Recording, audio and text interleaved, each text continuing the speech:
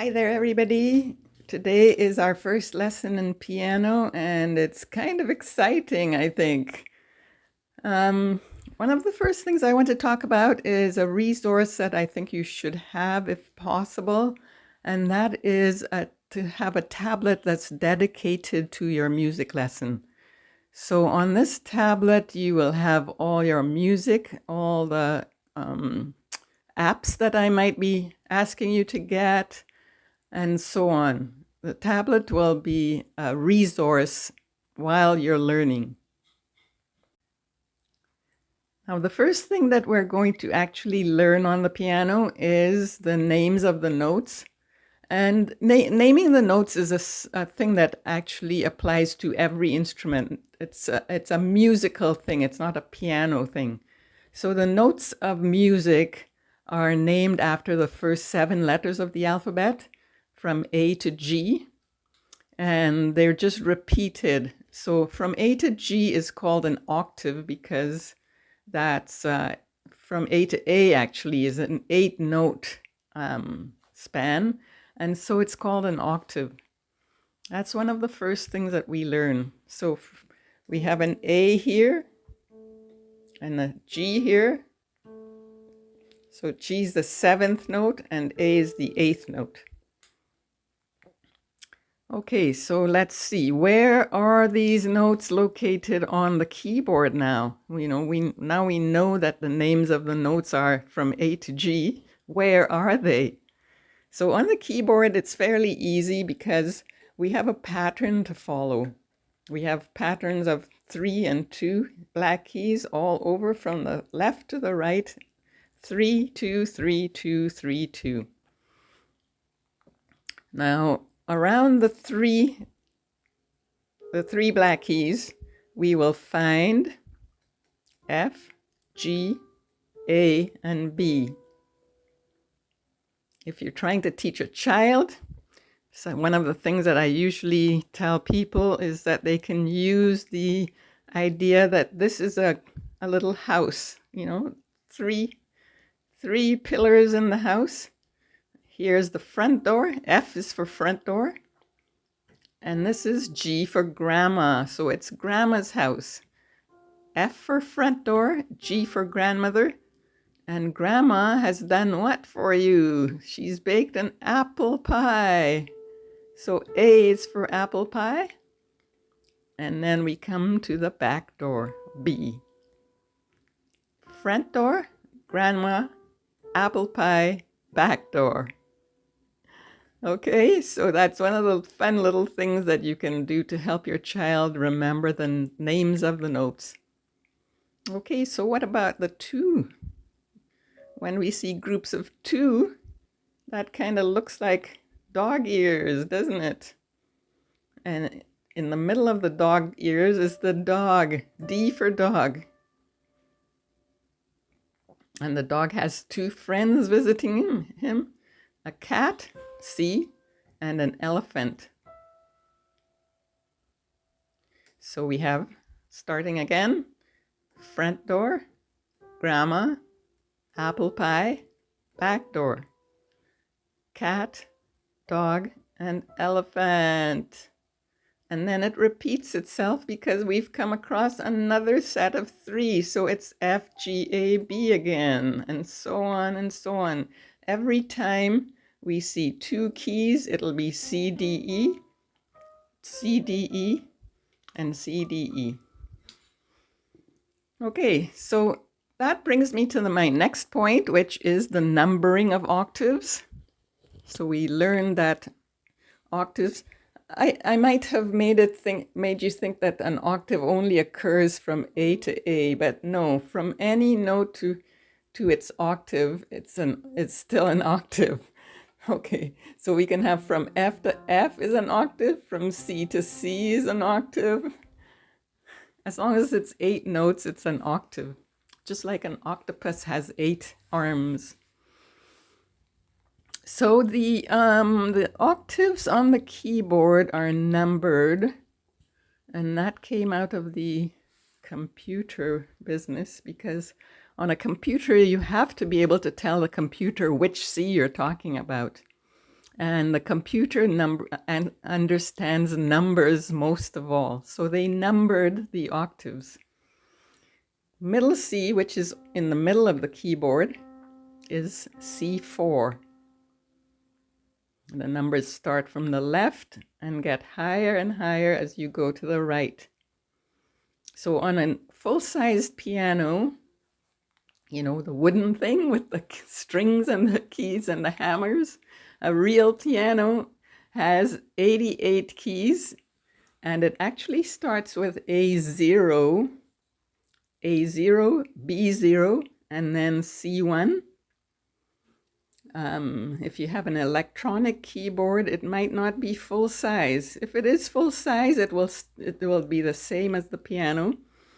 My keyboard here is a 61 key keyboard, and it starts with C2.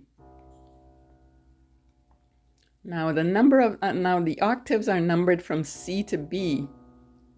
So C to B, these are all twos: C2, D2, E2, F2, G2, A2, and B2.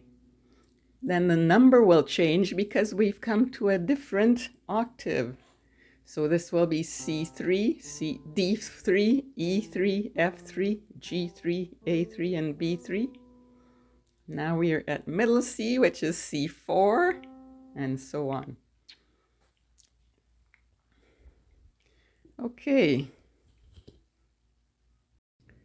Now a little game that you can play with your child is, if you're teaching your child, is that actually you can even spend some time doing a little craft together with them.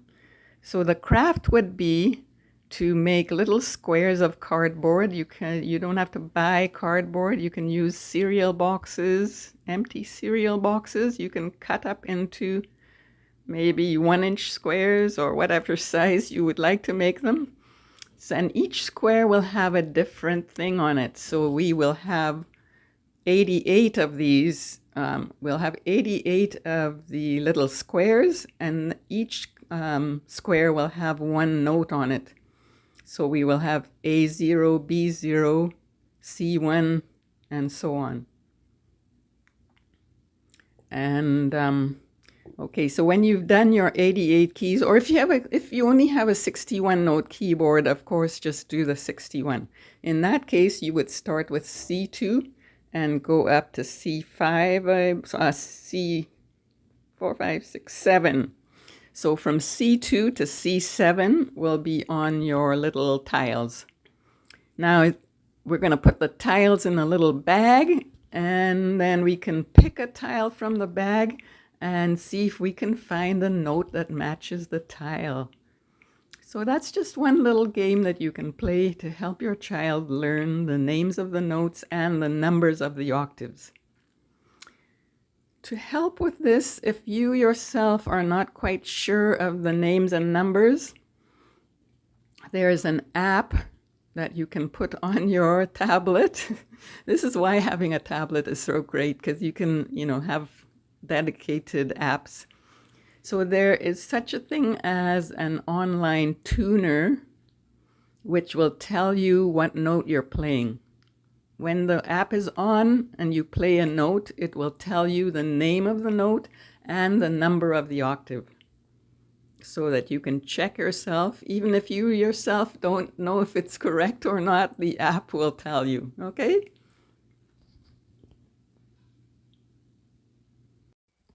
Here is how I did my craft. So you can see I had my favorite cereal. I ate my cereal. Now I have a box that I can cut up. And I cut out 30 squares. I only needed 29 because we're not actually doing the whole keyboard right away. We will just start with the 29 that are here. And that is going from C2 up to C6 on the right here. So there's a square for each key, for each note. Okay. And we're not doing the black notes just yet, just the white notes. So that's why it's only 29, not 88. Because these are the most used keys. I think it's better for, especially if it's a young child, it's better to start off with just a few. And so now what we will do is we will put our squares. And if you have access to a printer and a paper cutter, you could do quite a professional job of your little tiles.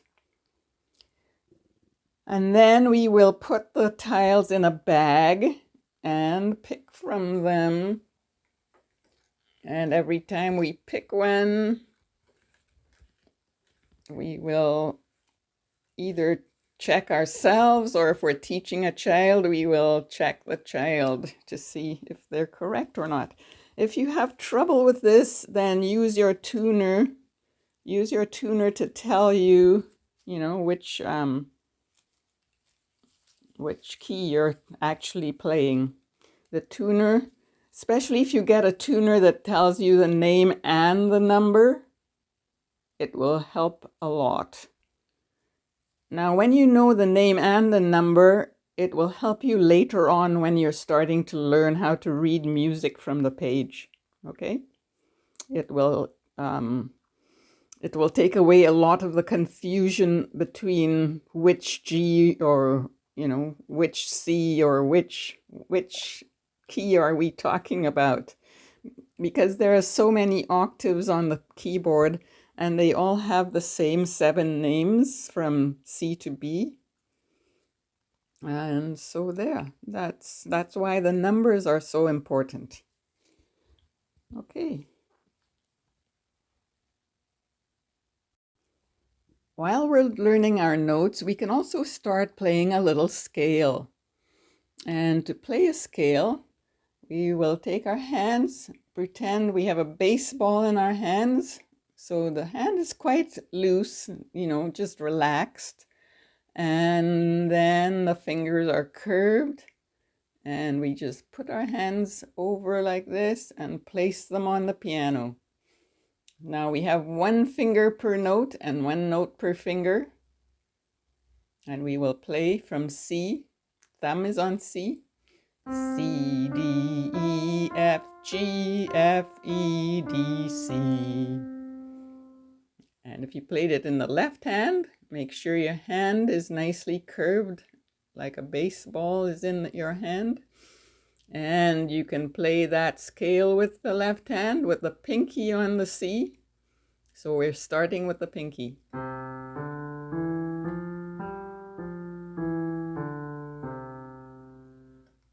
So practice that till you get it really good. And when you're really comfortable with playing the 2 hands separately, you can start playing with the hands together.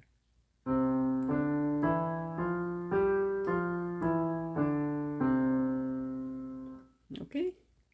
We can also play that with our starting note as G. It will work just as well with the starting note being G, so you can practice that as well. Right hand, left hand, and then hands together when it's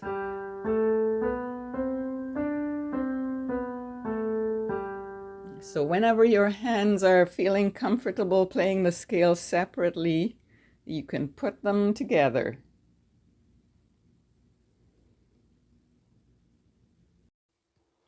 Now, when we have our hands like this on the piano, this is called a position. And the position is named after the note that we start our pentascale on. So right now my hand is in C position because I would start my pentascale with C. When I start on G, this is called G position. If I started on D, that would be D position, etc. No, whatever note I would start my pentascale on, that's the position that I'm in. Okay? Now, while you're playing your pentascale, make sure that you have relaxed neck, shoulders, arms, and hands. Even though our muscles are working, we're not going to play in a tense way. It's very difficult to play piano well if you're tense. And that applies actually to any instrument that you might want to learn. If you're going to be tense, then you won't be able to play very well. You have to learn to relax.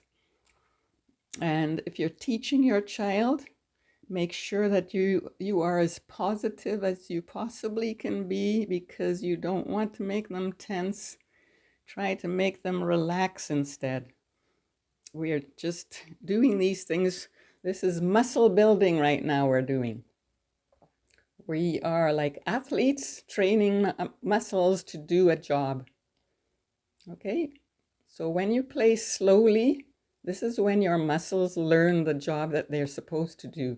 Don't try to go too fast. Don't be tense. Those things are just not conducive to learning at all. So relax and play slowly. This is what we call muscle memory that we're building here. Muscle memory is built with slow movements. When you go slowly, your muscle understands what the job is. Once the muscle understands what the job is, it will be able to do the job faster and faster as you go along. Okay, I think we have done enough for one lesson. Now, this lesson could take you more than 1 week. In fact, I'm pretty sure it will take you more than 1 week. And it's not a competition here to see who can get it the fastest. It might take you a few weeks or a few months. Depends on how much time you spend practicing as well. Some of you I know don't have much time to spend on practicing, but do your best. Try to do at least 4 or 5 practices every week. The more you do, the better. It's also good to have 1 rest day per week, so don't play piano 7 days a week, or at least don't have a serious practice 7 days a week. If you do go on the piano on the 7th day, make it just for fun, okay? This is how we do things. That's proven, proven stuff here.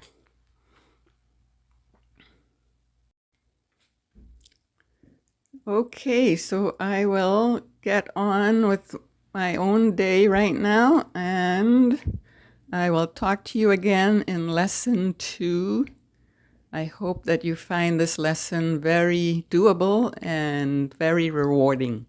Thanks for watching. See you in the next one. Bye for now.